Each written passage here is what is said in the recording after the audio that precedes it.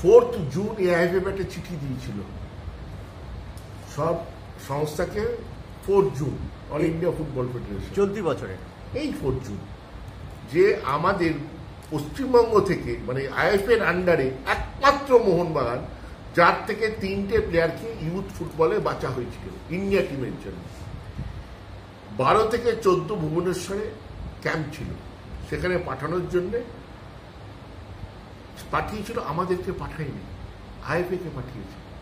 আমাদেরকে আইএফএ কবে পাঠিয়েছে? 4 তারিখে পাঠিয়েছে। অল ইন্ডিয়া পাঠিয়েছে 4 তারিখে, 4 জুন। 12 থেকে 14 ক্যাম্প, আমাদেরকে আইএফএ কবে পাঠিয়েছে? শুনলে আপনারা আশ্চর্য হবেন, 10 তারিখ রাত্রিবেলা। এবং একমাত্র মোহনবাগান থেকে ইউথ প্লেয়ার নেওয়া হয়েছে, কেন মোহনবাগান ইউথ নিয়ে খুবই সিরিয়াস কাজ করে। প্লেয়ারগুলো 3 জনের নাম যদি বলেন। 3 জনের নাম আমি এক্ষুনি আপনাকে আমি ওইটাই পাঠিয়ে দেবো, লিস্টটা পাঠিয়ে দেবো। আপনারা দেখে নেবেন কোন ক্লাব থেকে কি আছে, আমি লিস্টটা পাঠিয়ে দিচ্ছি। তাও মোহনবাগানের নামগুলো বলে দিচ্ছি: রিন্টু মল্লিক, রোহিত বর্মন আর শুভ বড়াই।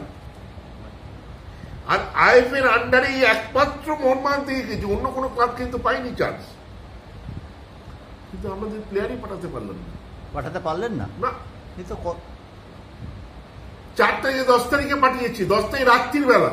তার মানে তারপরে আমরা কথা বলে ব্যবস্থা করেছি। কিন্তু আপনি আনপ্রফেশনালিজমের কোন জায়গায় আছে ভাবুন। আপনার আইএফএ এইখান থেকে এখানে আসতে আমাদের এগুলো সব মেলে, এখন তো মেলে ব্যাপার। আচ্ছা, পাঠিয়েছে আমাদের হোয়াটসঅ্যাপ করে, পাঠিয়েছে আমাদের হোয়াটসঅ্যাপ করে। 10 তারিখ রাত্রে যেটা পাঠিয়েছে হোয়াটসঅ্যাপ করেই পাঠিয়েছে। This is IFA. কিন্তু আমাকে সিনেমাটি যেন আইএফএ লিগের প্রথম ম্যাচকে উদ্বোধনীকে জমকালো করতে হয়। এতে বাচ্চারা খেলতে যাক আর না যাক, ওতে কি গেল?